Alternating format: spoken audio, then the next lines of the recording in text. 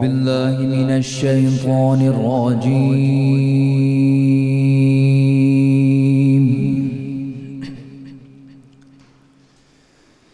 بسم الله الرحمن الرحيم.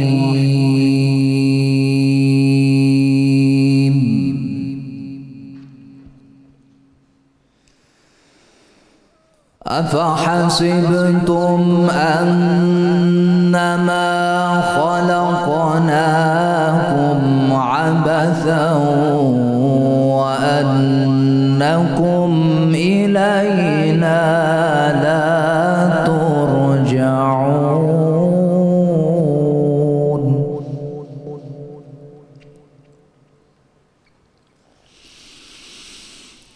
فتعالى الله الملك الحق لا إله إلا هو.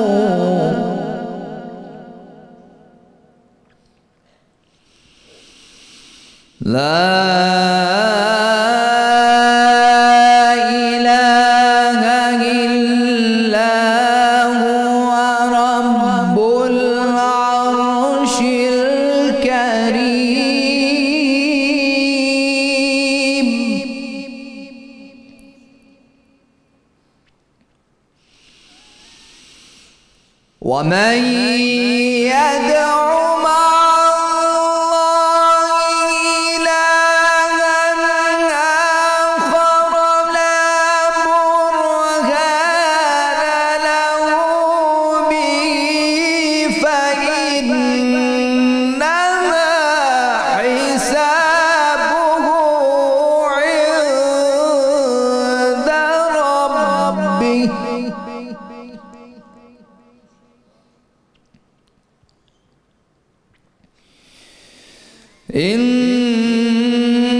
إنه لا يفلح الكافرون.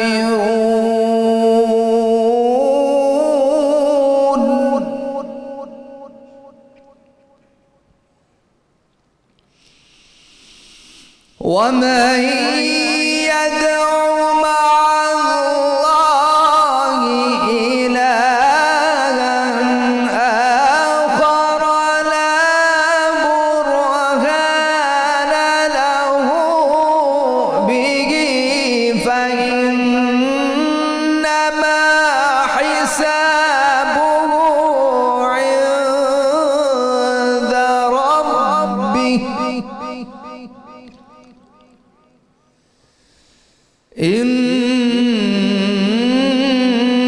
إنه لا يفلح الكافرون.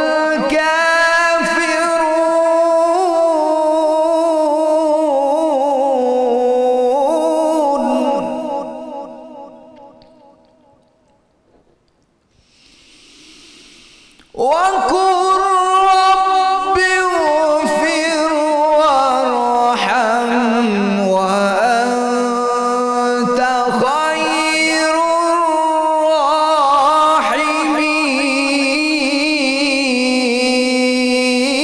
الراحمين.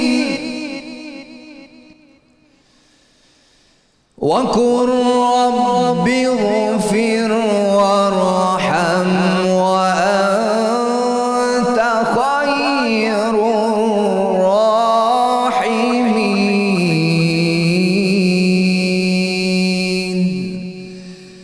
صدق الله العلي العظيم.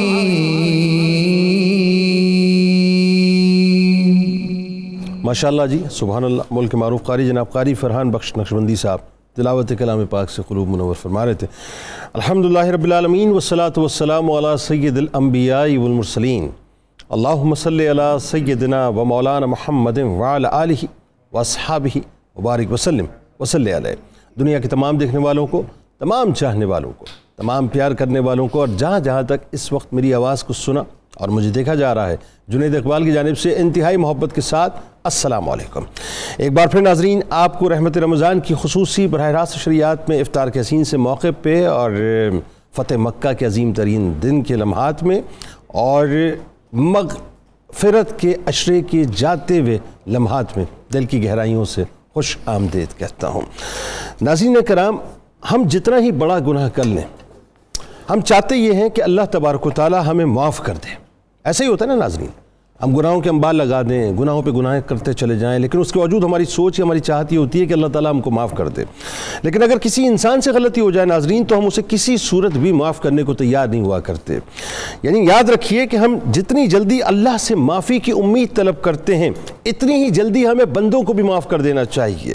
مجھے اور آپ کو ناظرین اس بات پر ناز ہونا چاہیے کہ ہم ان کے امتی ہیں جو عفو درگزر کی بلندیوں کی بلندی پر موجود ہیں، جو درگزر کی چوٹیوں کی چوٹی پر موجود ہیں، جن کا گھر عفو درگزر کا در ہے، جن کی مبارک زندگی میں عفو درگزر، رحم و کرم، محبت و شفقت اور پیار ہی پیار نظر آتا ہے ناظرین۔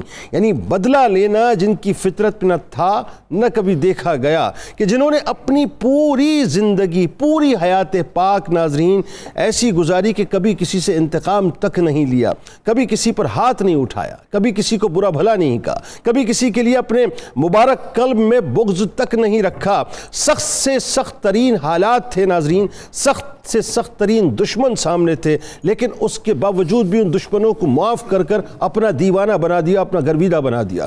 جنہوں نے ستایا انہیں عطا کیا، بلکہ جو جان کے دشمن ہوئے انہیں بھی آپ صلی اللہ علیہ وآلہ وسلم نے معاف فرما دیا۔ ناظرین کرام، نبی کریم صلی اللہ علیہ وآلہ وسلم کو ذہنی کوفت دینے والے، نبی رحمت پر ساحر، مجنون اور دیوانے جیسے معاذ اللہ ناپاک حملے کرنے والے اور جملے کسنے والے، آپ کو اپنے وطن سے ہجرت پر مجبور کرنے والے، نبی کریم صلی اللہ علیہ وآلہ وسلم کی آل، ان کے اصحاب کو خاک و خون میں تڑپا تڑپا کر شہید کرنے والے ناظرین، انہوں نے کیا کچھ سرکار مدینہ صلی اللہ علیہ وآلہ وسلم کے ساتھ نہیں کیا۔ ابو لہب کے تیر ہو یا ابو جہل کے نشتر، ولید کے خنجر ہو یا عتبہ کے پتھر، عقبہ کی اوجڑی ہو یا ابی کا نفاق، بدو کی گستاخی ہو یا طائف کا پتھراؤ، اہل مکہ کی زیادتیاں ہوں یا شیبی ابی طالب کا مقاطعہ، قریش مکہ کا محاصرہ ہو یا ایذا رسانی کی کمیٹیاں، راستے میں کانٹے بچھانا ہو یا اولاد پاک پر ستم کرنا،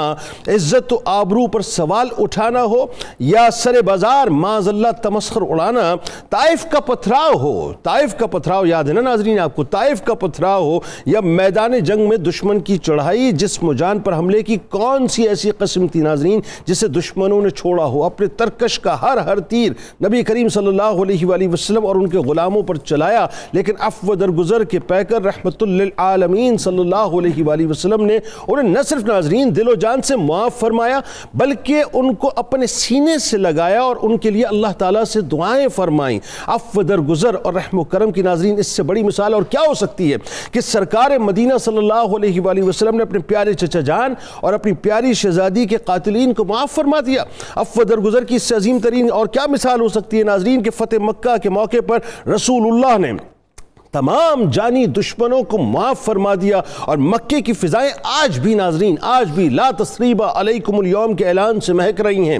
خیبر میں جس عورت نے آپ کو زہر آلود گوشت دیا ناظرین، آپ چاہتے تو اسی وقت اس کا سر قلم فرما دیتے، لیکن آپ نے اسے بھی معاف فرما دیا۔ طائف کا سردار عبدیہ لیل آپ کو یاد ہے ناظرین کہ جس نے ظلم و ستم کے پہاڑ پیارے نبی صلی اللہ علیہ وآلہ وسلم پر توڑے، لیکن جب اس کا بیٹا آپ کی بارگاہ میں آیا تو اسے صحن حرم میں انتہائی عزت و احترام سے آپ نے ٹھہرایا، بار بار جا کر اس سے پوچھا کرتے تھے کہ اس کا حال کیا ہے، اسے معاف بھی کیا اور اسے اپنے دامن رحمت میں سمیٹ بھی لیا۔ ناظرین کرام، تین باتیں جس شخص میں ہوں گی، یہ سرکار علیہ السلام نے فرمایا قیامت کے دن اس کا حساب بہت آسان طریقے سے لیا جائے گا اور اس کو اپنی رحمت میں یعنی جنت میں اللہ تبارک و تعالیٰ داخل کر دے گا۔ اب وہ کون سی باتیں ہیں؟ صحابہ کرام نے عرض کیا کہ یا رسول اللہ صلی اللہ علیہ وآلہ وسلم بتلائیے تو صحیح کہ وہ کون سی باتیں؟ تین باتیں آپ نے فرمائی۔ پہلی بات، جو تمہیں محروم کرے، جو تمہیں محروم کرے تم اسے عطا کرو۔ دوسری بات، جو تم سے تعلق توڑے تم اس سے تعلق جوڑو۔ اور تیسری بات فرمائی کہ جو تم پر ظلم کرے تم اس کو معاف کر دو۔ آج ہم ناظرین معاف کرنے کو تیار نہیں ہیں، آپس کی کجی اتنی بڑھ جاتی ہے, اتنی دشمنی بڑھ جاتی ہے کہ جب تک ہم اس کی کریکٹر اسیسینیشن نہ کر لیں, ہمارے اندر کا جو ناظرین ایک انا کا بت ہے نا, اس کو تسکین نہیں پہنچتی. جب تک ہم اسے مسل نہ دیں, یعنی وہ جس طرح وہ آپ نے ہاون دستہ دیکھا ہوگا نا کہ جب اس میں مسالے پیسے جاتے ہیں تو اس کو مسلا جاتا ہے, باقاعدہ روندا جاتا ہے.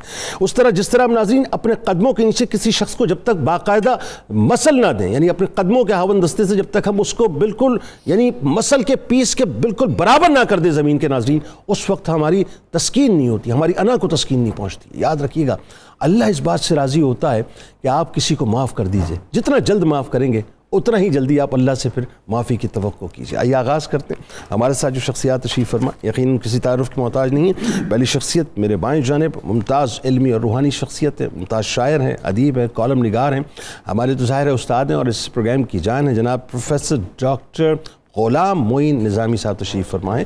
دوسری شخصیت ممتاز عالم دین, خوبصورت گفتگو کرتے ہیں, جناب علامہ ذوالفقار مصطفیٰ ہاشمی صاحب تشریف فرمائیں. میرے دائیں جانب ممتاز اسکالر, بہت خوبصورت گفتگو کرتے ہیں, محترم جناب ڈاکٹر طاہر حمید تنولی صاحب موجود ہیں. میرے دائیں جانب ناظرین ایک ایسی شخصیت موجود ہیں جن کی ٹیم کے لیے پورا پاکستان بے چین رہتا تھا کہ بس کوئی وقت آئے یہ جیتے اور وہ خوشیاں منائیں.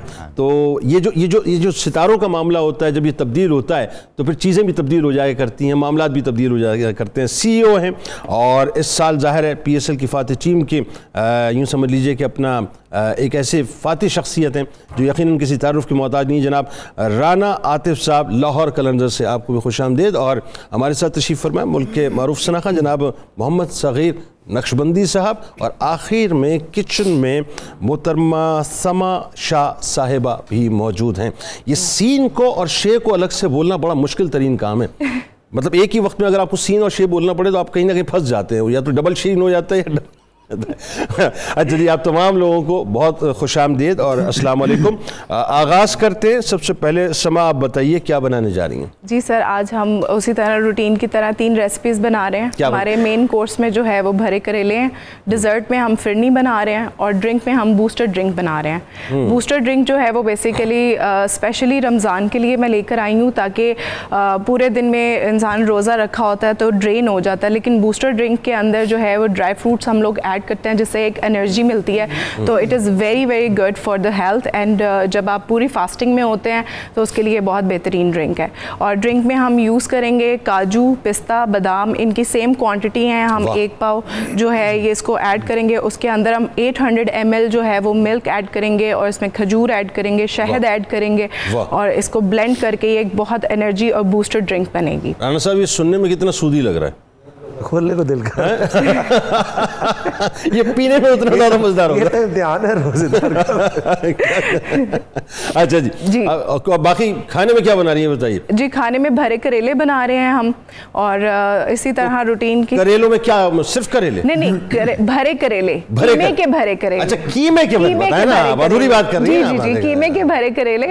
تو ویسے یہ نارملی پاکستانیوں کو بڑے پسند ہیں یہ فوڈ. جی جی شوق سے کھاتا ہوں, لیکن آج کل نہیں کھا رہا, میں آج کل ڈائٹ پہ ہوں. اچھا, تو اس کا یہ ہے کہ جو کریلے ہیں وہ ہم نے پہلے سے ان کو پیل آف کر کے ان کی سکن جو ہے اس کو اچھی طریقے سے ہم لوگوں نے ان کے بیج جو اندر سینٹر سے کٹ لگا کے ان کے بیج ریموو کر دیے ہیں. پھر ان کو جو ہے سالٹ کے ساتھ اچھی طرح سے ہم اس کو کوٹ کر کے اس کو واش کریں گے. پھر اس کے اندر جب ہم اپنا قیمہ جو ہے وہ پکائیں گے, اس کے اندر پیاز, ٹماٹر, ہری مرچیں اور خشک مسالہ جات, نمک, ہلدی, سوکھا دھنیا وغیرہ حسب ذائقہ وہ آپ نے ڈال کے ان کو پکانے ہیں. اور اس کے بعد ہم نے ان کو ان میں بھر کر ان کو فرائی کرنا ہے کریلوں کو, اور فائنلی ہم اس کو ڈش آؤٹ کرتے ہیں. اس کی کڑواہٹ کیسے ختم کرتی ہیں؟ وہ سالٹ سے ختم ہوتی ہے سر. جب آپ اس کو اچھے طریقے سے بات دیتے ہیں سالٹ کا, تو اس سے کیا ہوتا ہے کہ وہ جو سالٹ ہوتا ہے وہ ساری اس کی کڑواہٹ جو ہے وہ سوک کر لیتا ہے. اصل مزہ وہی ہے, لیکن وہ کڑواہٹ پوری ختم نہیں ہونی چاہیے. نہیں, وہ تھوڑی سی ہلکی سی محسوس ہوتے رہنی چاہیے. آپ 30 منٹس کے لیے اگر آپ اس کو سالٹ میں اسے پڑا رہنے دیں, جس طرح کہ ابھی میں نے رکھا بھی ہوا ہے اس کو لگا کر اس طرح سے نمک لگا کے, ابھی میں اس کو واش کر دوں گی کیونکہ 30 منٹس پورے ہو گئے ہیں. صحیح کہہ رہا ہوں نا میں؟ بالکل ٹھیک ہے. میں تو یہ سوچ رہا ہوں کہ آپ نے افطاری سے پہلے کیوں بلایا, بعد میں بلانا. اچھا جی, اور کیا اس کے علاوہ؟ اس کے علاوہ ہم میٹھے میں بنا رہے ہیں فرنی, اور فرنی کے ہم 3 لیٹر دودھ استعمال کریں گے, اس میں کنڈینس ملک یوز کریں گے, اور ساتھ ہی ساتھ اس میں تھوڑے سے چاول تاکہ وہ تھکنس آئے, اور پھر اینڈ میں ہم لوگ اس میں ارکے گلاب, گلاب کی پتیاں اور چاندی کا ورک استعمال کریں. بہترین ہو گیا. بس یہ ساری چیزیں آپ نے, رانا صاحب نے جو ہے نا مجھے بتا دیا ہے کہ ساری چیزیں ہم نے انشاءاللہ افطار میں ساتھ کھانی ہے. میں تو نہیں کھاؤں گا ان کے سرو کرنے. آج آپ کا ٹاپک جو ہے عفو درگزر کی جگہ نا صبر ہونا چاہیے. صبر ہونا چاہیے تھا, بالکل ٹھیک ہے.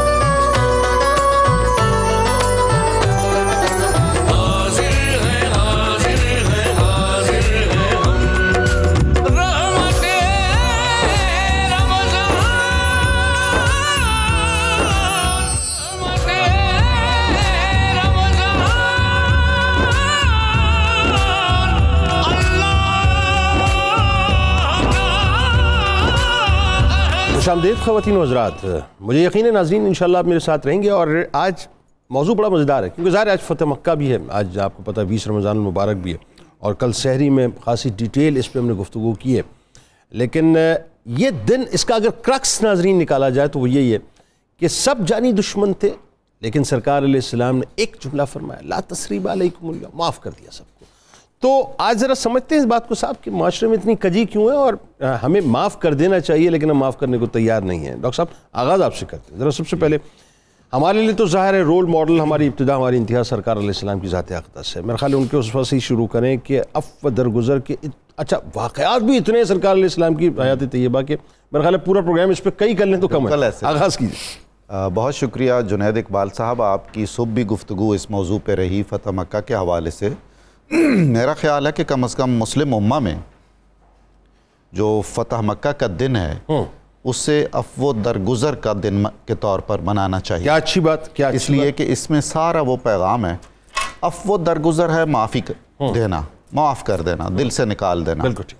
میں اگر کمزور ہوں اور کوئی طاقت میرے پاس نہیں ہے بالکل ٹھیک, تو میں لا محالہ مجبور ہوں, معافی کروں گا نا جی. ہاں بالکل ٹھیک ہے. معافی ہے کہ آپ پورا اقتدار رکھتے ہوں, پوری قوت آپ کے پاس ہو, جس سے آپ نے انتقام لینا ہے یا اس کو معاف کرنا ہے وہ آپ کے قبضہ قدرت میں ہو پوری طرح, تب آپ معاف کریں. واہ کیا کہنے, یعنی قادر ہونے کے بعد, قادر ہونے کے بعد معاف کریں. رسول اللہ صلی اللہ علیہ وآلہ وسلم نے اپنی حیات طیبہ کے ہر لمحے میں, چونکہ رسول رحمت صلی اللہ علیہ وآلہ وسلم, تو آپ سے سوائے عفو درگزر کے کچھ سرزد نہیں ہوا. واہ واہ واہ. خدا کے معاملات میں اور جو ایک قانون اور آئین تھا اس کی امپلیمنٹیشن کے لیے ظاہر ہے آپ کے کچھ احکامات ہیں. آپ کا جہاں تک آپ کی ذات کا تعلق ہے یا آپ کے خانوادے کا تعلق ہے, آپ نے کسی سے ذاتی بدلہ نہیں لیا. اس میں ہمارے لیے سبق یہ ہے کہ ہمارا اللہ جو آپ نے بھی گفتگو کے آغاز میں فرمایا کہ وہ کثرت سے توبہ قبول کرنے والا ہے, معاف کر کے اسے خوشی ہوتی ہے. جتنا زیادہ اس کے دروازے پہ دستک دیں اتنی محبت سے اور اتنی ہی راحت سے معاف فرماتا ہے. ایسے ہی ایسے ہی. اور ہم خدا کا کلمہ پڑھتے ہیں, نبی صلی اللہ علیہ وآلہ وسلم کی امت میں ہیں, اور ہمارا طرز عمل یہ ہے کہ ہم خدا کا کوئی اگر نافرمان ہے تو وہ ہم نظر انداز کر دیں گے. اگر حقوق العباد کی کوئی کوتاہی کرتا ہے تو ہماری نظر میں اس کا درجہ کوئی کم نہیں ہوگا. بالکل ٹھیک. اگر وہ ملکی قانون آئین شکنی کرتا ہے تو ہمارے لیے جو اس کا ایک محترم اور معزز سٹیٹس ہے وہ برقرار رہے گا. بہت صحیح آپ بات کر رہے ہیں. جہاں میری ذات کو کوئی مسئلہ ہوگا وہاں میں پکا وہاں میں پرسنل ہو جاؤں گا, وہاں میں پرسنل ہو جاؤں گا. چنانچہ ایسی کیفیت میں پھر میں معاذ اللہ کبھی اسے خدا کا گستاخ بناؤں گا. ٹھیک ہے, پھر بناؤں گا مذہبی نقطہ, پھر بناؤں گا, اور کبھی کہوں گا کہ رسول اللہ صلی اللہ علیہ وسلم کے اسوے کے خلاف اس سے یہ سرزد ہوا, پھر بناؤں گا. پھر میں کہوں گا کہ اس نے یہ قانون شکنی بھی کی, یہ ملکی آئین توڑا اس نے, اور فلاں کیا اور فلاں کیا. تو ہمیں مطلب بہت وسیع پیمانے پر اس چیز کا جائزہ لینے کی ضرورت ہے. مولانا جلال الدین رومی جو رسول اللہ صلی اللہ علیہ وآلہ وسلم کی تعلیمات کے شارح ہیں, اپنے عہد کے سب سے بڑے, کوئی دوسری رائے نہیں, اور جن سے علامہ اقبال نے استفادہ کیا ہے, ان کا کہنا ہے کہ جب آدمی اپنے ذاتی مفاد اور عناء منفی کے ساتھ جوڑا رہتا ہے تو اس کی مثال ہے کچے پھل کی. کچا پھل ٹہنی سے بڑی مشکل سے ٹوٹتا ہے. جوں پھل پکتا جائے گا اس کا ٹہنی سے الگ ہو جانا بہت آسان ہو جائے گا. چنانچہ آپ ملاحظہ فرمائیں گے کہ جو آدمی اپنے اندرونی قد و قامت میں بونا ہے, جتنا زیادہ بونا ہے اتنا زیادہ وہ اناپرست ہوگا. واہ، اور جتنا کیا اچھا جملہ ہے، جتنا اس کی شخصیت میں وسعت sentence of the day. Thank you. واہ واہ واہ واہ. جتنا اس کی شخصیت میں وسعت ہوگی اس کا قد و قامت بلند ہوگا، اتنا وہ معاف کرنے والا ہوگا. چنانچہ رسول اللہ صلی اللہ علیہ وآلہ وسلم اپنے دیگر شخصی، روحانی، تمام تر امتیازات کے باوصف آپ کا یہ جو کمال عفو ہے یہ آپ کو ایک عظیم انسان بھی ثابت کرتا ہے. واہ واہ. کیونکہ یہ ایک معمولی مسئلہ نہیں ہے. ہم جیسے لوگ جن کی کوئی حیثیت نہیں ہے، ہم جناب معاف کرنے کے لیے تیار نہیں ہیں. ایسا ہی ہے. ہم کیا عہد کرتے ہیں آج کی گفتگو کے نتیجے میں کہ رمضان المبارک کا مہینہ ہے، آخری عشرہ شروع ہے، آج سے اعتکاف شروع ہو جائے گا. میں طے کروں کہ میں نے یہ 3 لوگ جن سے میں نے گرہ لگائی ہوئی ہے دل میں، ان کو میں نے معاف کرنا، خدا اور اس کے رسول کے نام پہ معاف کرنا. یعنی کیسی بات ہے، اس سے نجات چاہتے ہیں، بندے کو نجات دینے کو تیار نہیں ہیں. علامہ صاحب یہ بڑی عام ترین بات ہے، یہ نقطہ بڑا زبردست ہے، اس پہ گفتگو آگے جا کے کریں گے ہم. لیکن اس سے پہلے ذرا میں چاہتا ہوں قرآنک تھوڑا سا پرسیپشن اور قرآنک جو ورڈکٹ ہے وہ سامنے آئے عفو درگزر کے حوالے سے. لیکن یہ جملہ بڑا کمال آیا کہ ہم نجات کے پروانے اللہ سے وصول کرنا چاہتے ہیں، لیکن ہم اس بندے کو، اس کے بندے کو معاف کرنے کو ہم تیار نہیں ہیں. بتائیے ذرا پہلے قرآن کے حوالے. بسم اللہ الرحمن الرحیم وعلیہ صلی وسلم دائما ابدا علی حبیبک خیر الخلق کلہم. یقیناً جنید صاحب بہت خوبصورت گفتگو پروفیسر نے فرمائی، اور یہ انسانی مزاج ہے. میں قرآن حکیم فرقان مجید کی طرف بڑھنے سے پہلے یہ بات کروں کہ کہیں بھی ہے، مطلب ہم جب پھنس جاتے ہیں تو ہم یہ امید کر رہے ہوتے ہیں کہ ہمیں معافی مل جائے گی، کسی قانون کے شکنجے میں بھی آ جائے. لیکن ہماری وجہ سے کوئی دوسرا پھنسے گا تو ہم کہتے ہیں اس کو وہاں پہ ٹانگیں کہ جہاں سے یہ چھوٹ نہ سکے. بالکل اب سے بھیجا میں رکھیں، باندھ کے رکھیں. تو یہ دوہرا رویہ مطلب ہماری فطرت میں کچھ ہے.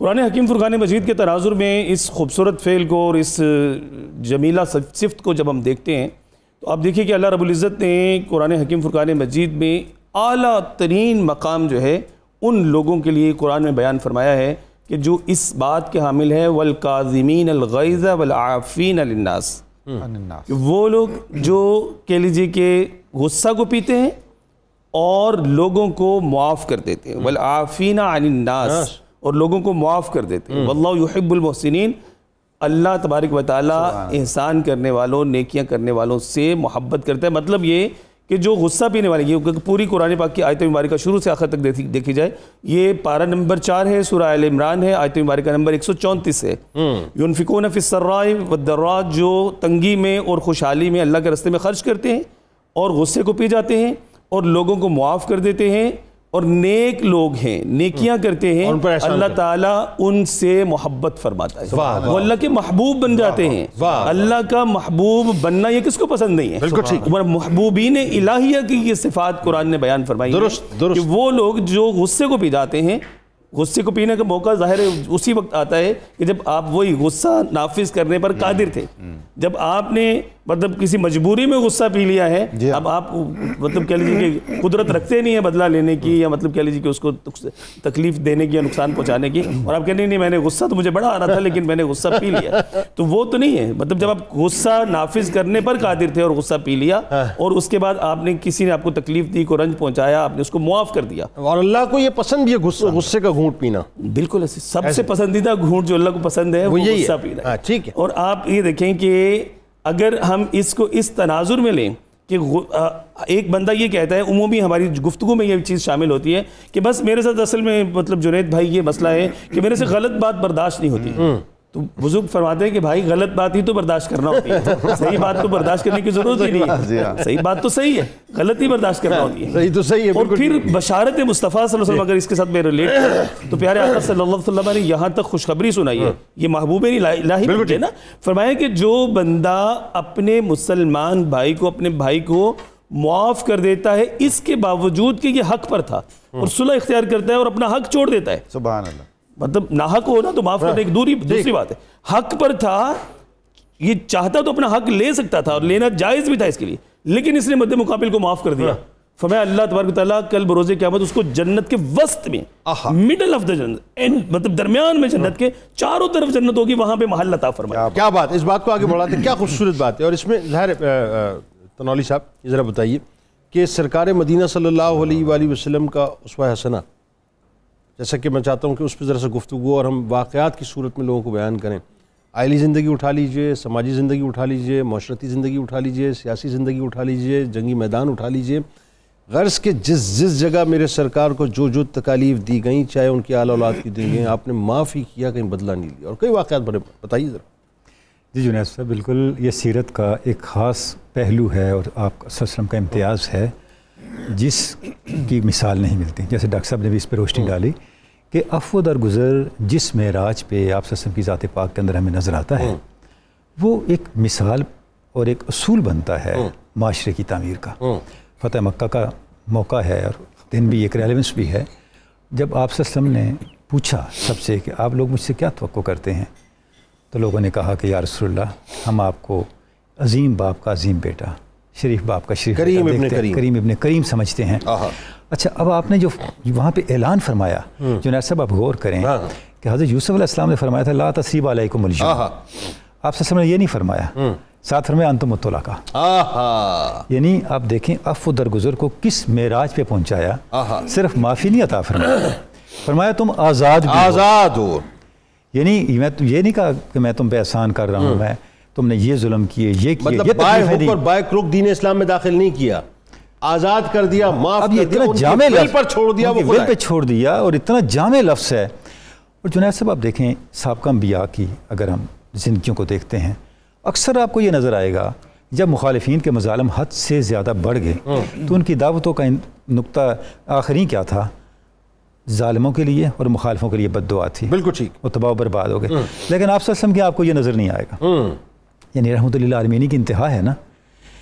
یہ اس لیے ہے جنید صاحب کہ آپ آخری نبی ہیں، خاتم النبیین ہیں، اللہ کی ہدایت آپ پہ کامل ہو رہی ہے۔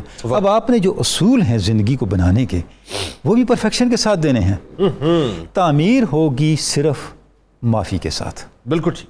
دیکھیں قرآن مجید ہے وَمَا أَصَابَكُم مِّن مُّصِيبَةٍ فَبِمَا كَسَبَتْ أَيْدِيكُمْ وَيَعْفُو عَن كَثِيرٍ۔ بالکل ٹھیک۔ لوگوں تمہاری زندگی میں جو مصیبتیں آتی ہیں تمہارے اپنے کاموں کی وجہ سے آتی ہیں، حالانکہ اللہ تو آپ کو اکثر باتوں سے معاف کر رہا ہے، بالکل ٹھیک، اور بہت سی تو ہم نے معاف کر دی، اللہ تو معاف کر دیتا ہے۔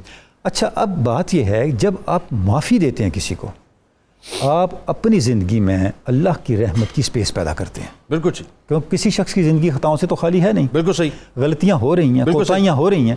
اب ان کوتاہیوں کا ازالہ تبھی ہوگا نا جب آپ کوئی گنجائش رکھیں گے۔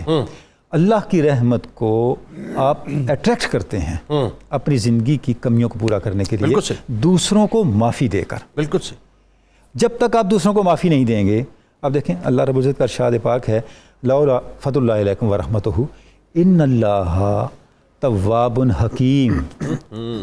اللہ کی رحمت اور فضل تم پہ آتا ہے، تمہاری اللہ توبہ قبول کرتا ہے، لیکن اس کے پیچھے ایک حکمت ہے۔ یہ سارا کام ایک حکمت پہ مبنی ہے، حکمت کے بغیر یہ سارا کام نہیں ہو رہا تھا۔ یعنی یہاں پوری کائنات کے اندر جنید صاحب ایک توازن قائم ہے۔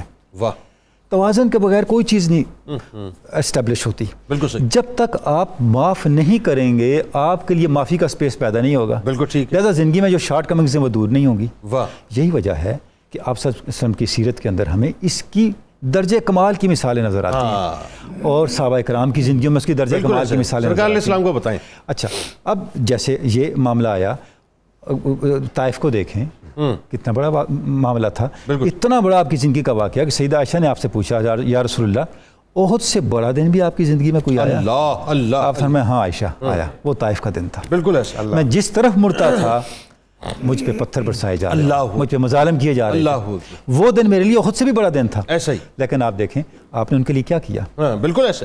فتح مکہ کے بعد جب آپ اس طرف خوازن کی طرف گئے تو آپ نے فرمایا اللہ ثقیف کو میرے پاس لے آ کہ وہ طائب ہوں، میرے ہاتھ پہ اسلام قبول کر۔ عروہ بن مسعود ثقفی آپ دیکھیں رضی اللہ کیا ہوا، رشتہ داری قائم ہوئی بات میں۔ میں تو یہ ورز کرتا ہوں کہ ہم مسلمان ہی حضور کو صف و درگزر کی وجہ سے ہیں، محمد بن قاسم پھر اسی مطلب بنو ثقیف سے، یعنی حضور کے صف و درگزر کا فیضان یہاں تک پہنچا کہ آج ہم مسلمان۔ واہ واہ واہ، سبحان اللہ، کیا کہنا۔ یہ جو برکت ہے اس عمل کی، اس کا مطلب یہ ہوا کہ یہ نسلوں تک چلتی ہے، بالکل ٹھیک، اور سیرت ہمیں یہ چیز سکھا رہی ہے، بالکل بالکل ٹھیک ہے۔ رانا صاحب لاہور قلندرز نے معاف کر دیا سب کو، لاہور قلندر کو معاف کر دیا لوگوں نے۔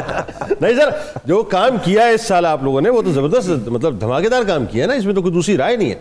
یعنی آپ دیکھیں جو کنسسٹنسی جو ہے اور پرسسٹنسی جو ہے وہ کیا کمال ہے کہ کیا کچھ نہیں ہوا اور کن کن ڈیزاسٹر سے آپ لوگ گزرے، لیکن وہی بات ہے کہ آپ نے جو ہے وہ چھا گئے جی, کمال کر دیا ماشاءاللہ. دیکھیں اس کے پیچھے بھی ایک بلیف ہے. جب ہم اس بزنس میں آئے تھے تو مقصد یہ تھا کہ پاکستانی یوتھ کو امپاور کرنا اور بے آباد میدانوں کو آباد کرنا. واہ کیا اچھی بات. کیونکہ کوئی بھی معاشرے میں استاد ہوتے ہیں, ڈاکٹر ہوتے ہیں, انجینئرز ہوتے ہیں, وہاں پہ سپورٹس بھی ہوتی ہے, کھیل بھی ہوتی ہے. ہم نے انفارچونیٹلی اس معاشرے کو کھیل سے محروم کر دیا. تبھی ہماری ایگوز اتنی بڑھ گئیں کہ ہمیں معافی والے کام پہ جانا پڑا. بہت صحیح. کیونکہ جو دیکھیں جو اللہ نے آپ کو سانس دی ہے وہ اگر وہ چاہے تو کوئی اور دے نہیں سکتا, اور اگر وہ لے لے تو کوئی اور آپ کو دے بھی نہیں سکتا. ٹھیک ہے, سو جب وہ آپ کے کنٹرول میں نہیں ہے, مطلب صرف نام قلندر نہیں, قلندرانہ باتیں بھی آپ نہیں سر دیکھیں نا, نام آپ کے کنٹرول میں نہیں, صرف وہ آپ کے کنٹرول میں نہیں ہے. ٹھیک ہے, جب آپ کے کنٹرول میں آپ کی ذات ہی نہیں ہے تو آپ کسی کو معاف کرنے والے یا نہ کرنے والے کون ہوتے ہیں. سو میں آپ کو بتا رہا تھا کہ ہم نے ان نوجوانوں کے لیے پلیٹ فارم دیا. تو جب ہم ٹورنامنٹ میں ہماری ہم شکست ہوئی پہلے میں, سو ہمیں یہ کہا گیا کہ پاکستان میں ٹیلنٹ ہی نہیں ہے. ہم نے کہا یہ کیسے ہو سکتا ہے. پھر ہم اپنے اس پلیئر ڈیولپمنٹ کانسیپٹ کے ساتھ آئے اور پچھلے 5-6 سال میں ہم نے 5 لاکھ سے زائد بچوں کو ٹرائل کیا. 5 لاکھ سے زائد آل اکراس پاکستان, گلگت سے لے کے تو کشمیر تک, اور لیا اور سارا آپ کا جو پنجاب اور فاٹا بھی. اور پھر اس میں سے ہمیں لوگوں نے بہت بیشنگ کی. اس پہ گفتگو کرتے شارٹ بریک مجھے لینی ہے, لیکن یہ بات بڑی زبردست آپ کریں. میرے پاکستان کی بات ہو صاحب, اور پھر یہ بات مکمل نہ ہو تو یہ ہو نہیں سکتا. انشاءاللہ لوٹیں گے اور یہیں سے کنٹینیو کریں گے. ناظرین ہمارے ساتھ رہیے, لوٹ کے واپس آتے ہیں.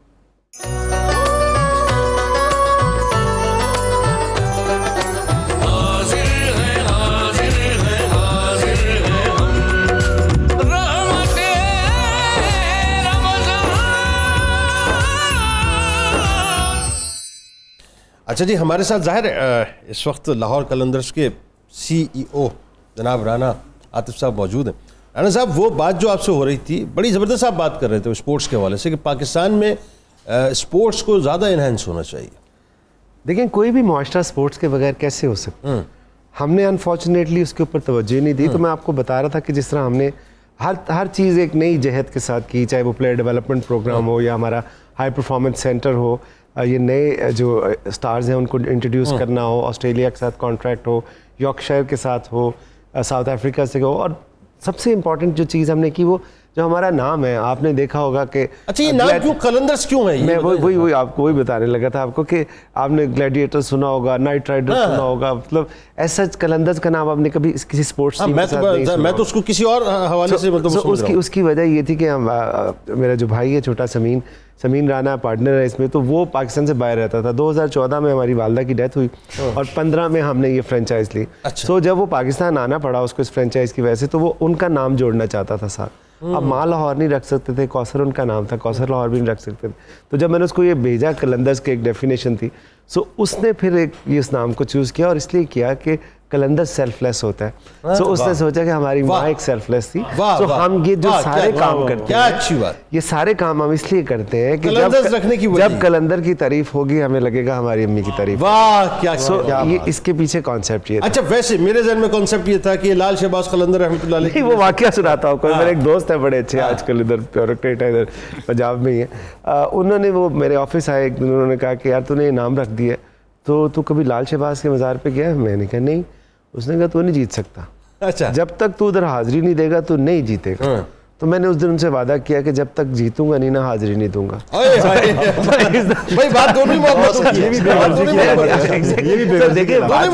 اللہ پہ ایمان ہے نا, اعتقاد ہے کہ یار جب گراس روٹ لیول پہ ہم شہین حارث فخر ان کو بنا رہے ہیں پاکستان کے لیے, تو کیا اللہ قلندر کو نہیں جتائے گا؟ کیسے ہو سکتا ہے؟ پھر گئے آپ حاضری؟ پھر گیا میں اور عاقب بھائی جا کے حاضری دیکھی. سیون شریف گئے تھے؟ جی بالکل گئے. کیا کہنے. اچھا ڈاکٹر صاحب یہ بتائیے, شکریہ ادا کرنے گیا تھا ان کا. دیکھ بات پتہ ہے کہ کچھ ناموں کی اپنی نسبتیں ہوتی ہیں اور وہ ہمیں نہیں پتہ ہوتا. ہم کبھی کبھی کوئی کام کر لیتے ہیں لیکن اس کے اثرات پھر ہمارے ساتھ چل رہے ہوتے ہیں.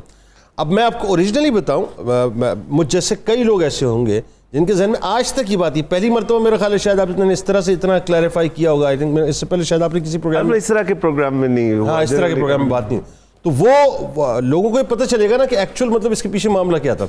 ڈاکٹر صاحب بتائیے ذرا, کوئی مبارکباد خاص آپ دینا چاہ رہے تھے ہمارے ڈاکٹر صاحب؟ بالکل مبارکباد بہت زیادہ دینا چاہتا ہوں. ڈاکٹر طاہر حمید تنولی صاحب کی بہت اچھی ایک نئی کتاب آئی ہے. واہ.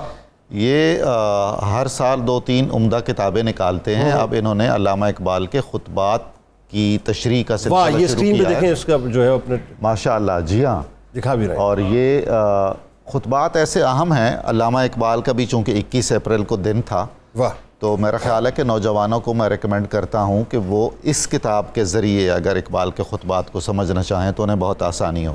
واہ واہ، یہ تو خود کمال کتاب لگتی ہے مجھے، لیکن یہ تو آپ کو اس وقت لے کے آنی چاہیے تھی کم از کم.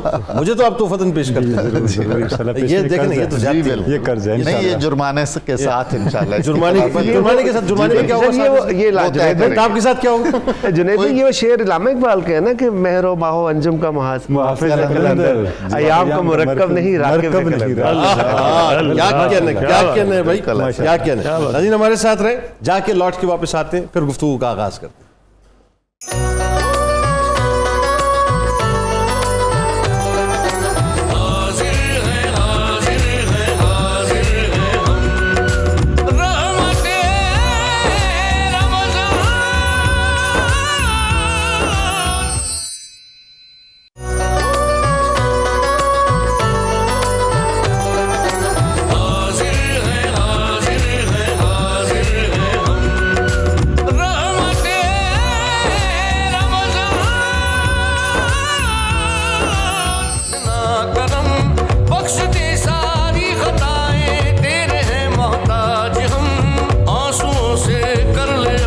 آمدید خواتین و حضرات. ناظرین کرام، میرے سرکار دو عالم صلی اللہ علیہ وآلہ وسلم کا عفو درگزر میں قربان ہو جاؤں ان کی ہستی پر. کئی واقعات ہیں، یعنی ہم بیان کرتے جائیں، بیان جو ہے وہ ہمارا چلتا رہے، ان کے واقعات ختم نہیں ہوں گے. ناظرین چھوٹی سی بات، ایک شخص سرکار علیہ السلام کی بارگاہ میں آیا، آپ اس کو جانتے نہیں تھے. اس نے رہنے کی جگہ مانگی، سرکار علیہ السلام نے رہنے کی جگہ دے دی. بستر مانگا، بستر دے دیا. کھانا مانگا، کھانا دے دیا. صبح جب ہوئی ناظرین تو کسی پرانی قدیم دشمنی کی وجہ سے سرکار علیہ السلام کے بستر مبارک کو پراگندہ کرنے کے بعد وہاں سے چلا گیا، لیکن اپنی تلوار وہاں پر بھول کر چلا گیا. اب جیسے اسے جو ہی یاد آ گیا آگے جا کے کہ وہ تلوار میں بھول گیا ہوں، تو پلٹ کر وہ واپس آیا. اب جب وہ پلٹ کے واپس آیا تو اس کے ذہن میں یہ تھا کہ ظاہر ہے وہ ریٹیلیشن آئے گی کیونکہ میں کام ایسا کر کے گیا ہوں. لیکن کمال بات دیکھیے ناظرین کہ وہ پلٹ کر واپس آیا تو اس نے اپنی آنکھوں سے دیکھا کہ وہ سرکار جو دو جہاں کے سرکار ہیں اور سردار ہیں، وہ اپنے پیارے دستے مبارک سے اس پراگندہ بستر کو دھو رہے تھے. اس شخص نے آ کے بہت ہی یعنی سمجھ لیجئے کانپتے ہوئے عرض کیا کہ میں اپنی تلوار بھول گیا ہوں اور سوچ رہا تھا کہ شاید اب کوئی بات آئے گی. تو آپ نے کوئی شکوہ نہیں کیا، تلوار اس کے ہاتھ میں دے دی. اس بات کو دیکھ کے، یعنی عفو درگزر کی ناظرین اس مثال کو آپ دیکھیے کہ اس بات کو دیکھ کے وہ شخص رسول کریم صلی اللہ علیہ وآلہ وسلم پر اور اللہ پر ایمان لے آتا ہے. یہ بنیادی طور پہ ناظرین سرکار نے ہمیں سکھایا ہے. ذرا انہی کچھ واقعات کو ذرا سنائیے لوگ. جناب رسول رحمت صلی اللہ علیہ وآلہ وسلم وہ ہستی ہیں کہ آپ کے رستے میں کانٹے بچھانے والے اگر 3 دن نہ آئیں تو آپ ان کی عیادت کے لیے جاتے ہیں، اور جو کوڑا کرکٹ پھینکتے ہیں رستوں میں ان کی عیادت فرماتے ہیں. اللہ فتح مکہ کا دن جس کا ذکر ہو رہا تھا، وہ عالمی تاریخ میں ایک تو بت شکنی کا دن ہے. وہ بت شکنی رنگ و نسل کی بھی ہے اور وہ بت شکنی انتقام اور انا کی بھی ہے. رسول رحمت صلی اللہ علیہ وآلہ وسلم، آپ منظر دیکھیے، فتح مکہ کے بعد آپ نے بیت اللہ کی چابیاں لی. کیا واقع ہے؟ اور آپ نے فرمایا اب اتنے امیدوار تھے، یہ کتنا بڑا کلیدی منصب ہے جناب عباس ہیں، جناب علی ہیں، جناب ابوبکر صدیق ہیں، یعنی ہاشمی رسول اللہ صلی اللہ علیہ وسلم کے قریب ترین کے لوگ. آپ صلی اللہ علیہ وآلہ وسلم نے فرمایا کہ نہیں، یہ چابی اس کو ملے گی جس نے مجھے ایک بار چابی دینے سے انکار کیا. اللہ، اے نا عثمان بن طلحہ. اللہ، عثمان بن طلحہ کے خاندان میں آج تک کعبۃ اللہ کی چابی ہے. حضور یہ وہ شرف ہے، یہ وہ شرف ہے جو عظیم پیغام بن کر ہمارے سامنے موجود ہے. اور اسی وقت فرما دیا تھا، کہ ایک دن ایسا آئے گا اس کی چابیاں ہمارے پاس ہوں گی، جس کو چاہیں گے دیں گے. جی ایسا ہی ہے. یعنی وہ بیج وہاں رکھ دیا تھا اور پھر اس پر وہ پھول کھلا، وہ شجر بنا جو رسول اللہ صلی اللہ علیہ وسلم. اچھا، آپ کے سامنے تو آپ کا جو نفس ہے اور جو رسول اللہ نے فرمایا کہ میرا تو جو شیطان ہے وہ میرے ہاتھ پہ مسلمان ہو چکا ہے، مجھ پر ایمان لے آیا ہوا ہے. ہمیں اس رستے پہ چلنا چاہیے. حضرت امیر المومنین علی جن کا یوم شہادت قریب ہے، اتر آئے تھے نا جی، جب اس کو قتل کر رہے تھے، پہلوان کے سر پہ چڑھے ہوئے تھے، بد تہذیبی ہوئی تھی. تو یہ ہے اپنے نفس پہ کنٹرول. بالکل ٹھیک. اور آپ نے فرمایا کہ اب میں اگر وہ اقدام کروں جو میں نے خدا کے لیے کرنا تھا, اب اس میں میری ذات داخل ہو گئی ہے, کیونکہ میری اس نے اہانت کی ہے ذاتی طور پر. اللہ. اب میرا وہ عمل جو راہ خدا میں تھا وہ خالص نہیں رہے گا. اللہ. حضرت امام حسن, وہ شوربے کی پلیٹ گرم گر گئی تو اس نے اچھا باندھی کا بھی حضور دیکھئے, ایک ایک قدم پر والعافین عن الناس, واللہ یحب المحسنین, آزاد فرما دیا. امام زین العابدین جو قاتلین خاندان اہل بیت تھے کربلا کے, انہیں ایک وقت میں پناہ لینی پڑی مدینہ منورہ میں, اور امام زین العابدین نے پناہ دی. تو ان میں سے ایک آدمی نے کہا بعد میں غالباً آپ نے پہچانا نہیں ہے, تو فرمایا کہ نہیں پہچانا ہے, یہ خانوادہ رسول ہے. یہ لیکن وہ تمہارا ظرف تھا, وہ تمہارا ظرف یہ ہے, ہمارا ظرف ہے معاف کرنا. علامہ صاحب احادیث کی روشنی میں بھی کچھ بتائیے کہ جو مقام و مرتبہ ہے معاف کرنے والوں کا. جی ہاں, فرمان مصطفیٰ صلی اللہ علیہ وسلم ہمیں ایک تو یہ ملتا ہے کہ جو معاف کر دیتا ہے اللہ تعالیٰ اس کو معزز کر دیتا ہے, وہ عزت والا ہو جاتا ہے. ایک حدیث پاک میں پیارے آقا صلی اللہ علیہ وسلم یہ فرماتے ہیں کہ جو شخص یہ چاہتا ہے کہ اللہ تعالیٰ اس کو جنت میں محل عطا فرمائے, اس کے درجات کو بلند کر دے, اسے چاہیے کہ وہ دوسروں کو معاف کر دیا. کیا کہنا, سبحان اللہ. تیسری ایک اور حدیث پاک میں فرمان مصطفیٰ صلی اللہ علیہ وسلم اس طرح سے ملتا ہے کہ کل بروز قیامت اللہ تبارک و تعالیٰ میدان قیامت میں اللہ کی طرف سے ایک منادی ندا کرے گا کہ وہ لوگ جن کا اجر اللہ کے ذمہ ہے وہ اٹھیں اور جنت میں داخل ہو جائیں. واہ واہ واہ. پھر کہا جائے گا وہ لوگ جن کا اجر اللہ کے ذمہ ہے وہ اٹھیں اور جنت میں داخل ہو جائیں. تو کوئی نہیں اٹھ رہا ہوگا, پھر منادی خود کہے گا کہ وہ لوگ جو معاف کر دیا کرتے تھے وہ اٹھیں اور جنت میں داخل ہو جائیں. واہ کیا کہنے. پھر ایک مرتبہ کہا جائے گا کہ وہ لوگ اٹھ جائیں جن کا اجر اللہ کے ذمہ ہے وہ جنت میں داخل ہو جائیں. تو پیارے آقا صلی اللہ علیہ وسلم فرماتے ہیں کہ ہزاروں لوگ اٹھیں گے اور جنت میں داخل ہو جائیں. یعنی اگر مثال کے طور پر گراس روٹ لیول کی بات کریں, بالکل عام کی سطح کی بات کرتے ہیں, اس وقت بہت سی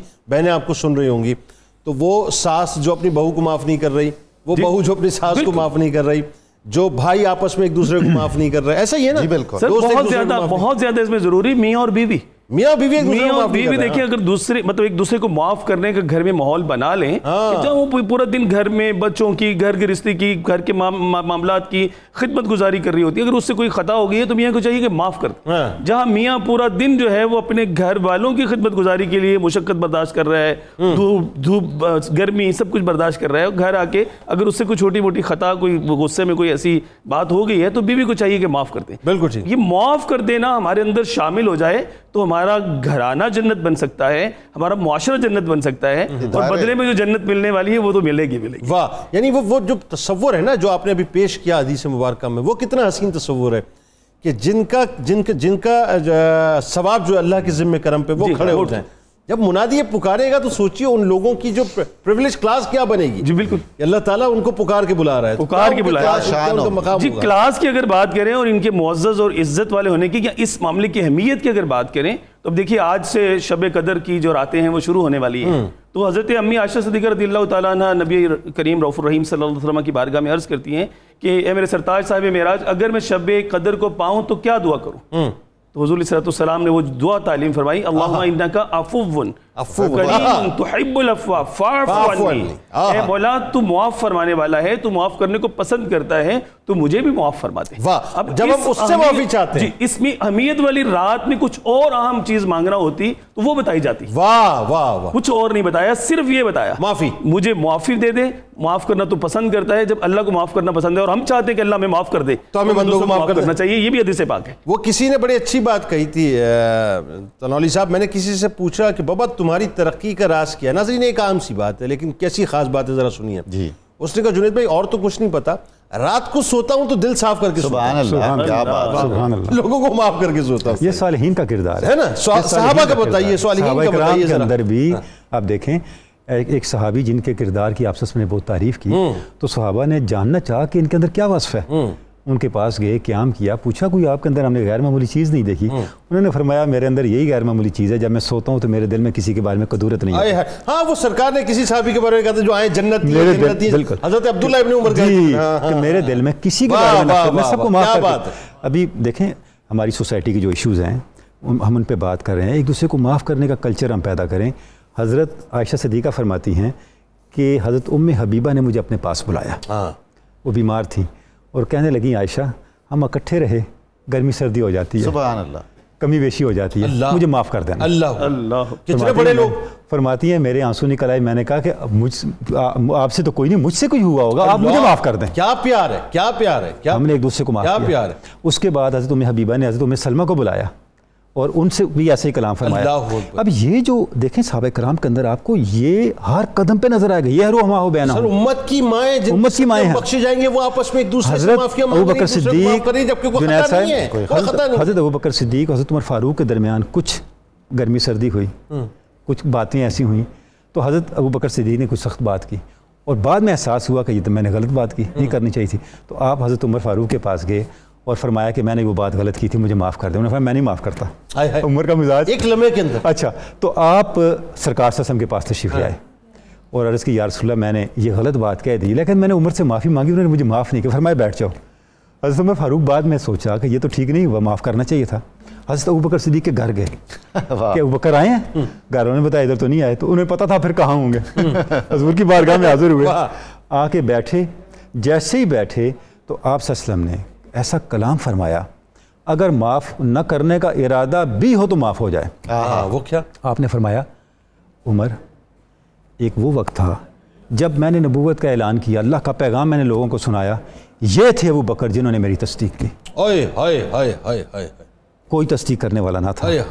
تو کیا میرے ابو بکر کو آپ چھوڑ دو گے اس طرح؟ حضرت عمر فاروق کے آنسو نکل آئے. اچھا یہاں ایک اور بات بڑی قابل غور ہے. جیسے یہ بات ہو رہی تھی حضرت ابو بکر فرماتے ہیں کہ آپ صلی اللہ علیہ وسلم کے چہرے انور کی ناگواری کو دیکھ کے میں لرز گیا اور میں حضور کے قدموں میں گر پڑا اور میں نے کہا یا رسول اللہ مجھ سے زیادتی ہوئی, عمر سے زیادتی نہیں ہوئی. اللہ اللہ اللہ اللہ, مجھ سے زیادتی. سبحان اللہ, کیا بڑے اور کیا عظیم. جنید صاحب یہ جو چیز ہے معافی کا, یہ جو ماحول ہے, اس کو ہم نے اپنا مزاج بنانا ہے. کیا عظیم لوگ ہیں واللہ, کیا عظیم لوگ ہیں واللہ. ہاں جی, کہاں تک پہنچی آپ بتائیے. جی ہم نے تیار کر لیا اپنا ڈیزرٹ بھی, فرنی بھی, اور ساتھ میں ہم نے بوسٹر ڈرنک بھی تیار کر لیا ہے, اور ڈالٹا کوکنگ آئل سے ہم نے اپنے قیمہ بھرے کریلے بھی تیار کر لیے ہیں. قیمہ بھرے کریلے تیار ہو گئے جی, اور ڈالٹا کوکنگ آئل سے اس لیے تیار کیے ہیں کیونکہ پچھلے 80 سال سے ڈالٹا کوکنگ آئل پر بے حد بھروسہ ہے ماؤں کا. اور اس سے بھی زیادہ امیزنگ بات یہ ہے کہ اس رمضان ڈالٹا کوکنگ آئل سے بے حد برکت اور بے حد بچت جو ہے وہ آپ کے گھر پر بھی ہوگی, کیونکہ ڈالٹا کوکنگ آئل اپنی کوالٹی اور ہماری صحت پہ کمپرومائز نہیں کرتا. بالکل ٹھیک ہے, یہ تو بات بالکل ٹھیک ہے. بسم اللہ الرحمن الرحیم, الحمدللہ رب العالمین, اللہم صلی علی سیدنا مولانا محمد معدن الجود والکرم وآلہ وصحبہ وبارک وسلم. ربنا تقبل منا انکا انت السمیع العلیم وتب علینا انکا انت التواب الرحیم. بار الہ رمضان مبارک کے عشرہ مغفرت کی آخری گھڑیاں, اس سے پہلے کہ ہم سے جدا ہو جائیں, ہم سب کی کامل مغفرت فرما, بے حساب مغفرت فرما. ہمارے آباء و اجداد, والدین, اساتذہ, مشائخ, سب جو بھی حالت ایمان سے اس دنیا سے گئے, سب کی مغفرت فرما. ہمیں آئندہ زندگی میں چھوٹے بڑے گناہوں سے محفوظ فرما. رمضان مبارک کی جو چند گھڑیاں, چند دن باقی رہ گئے, مولا کریم اس میں ہمیں خوب عبادت کی توفیق عطا فرما. جو ہم نے روزے رکھے, جو عبادت کی, مولا کریم اسے اپنی بارگاہ میں قبول و منظور فرما. رمضان کی برکات ہمیں پوری زندگی نصیب فرما. پوری زندگی میں مولا کریم اس میں مولا کریم ہم نے جو سیکھا اس پر عمل کرنے کی توفیق عطا فرما. مولا کریم ہمارے بیماروں کو اچھا کر دے, قرض داروں کو باری قرض سے چھٹکارا عطا فرما, تنگ دستوں کو خوشحالی اور کشادگی عطا فرما.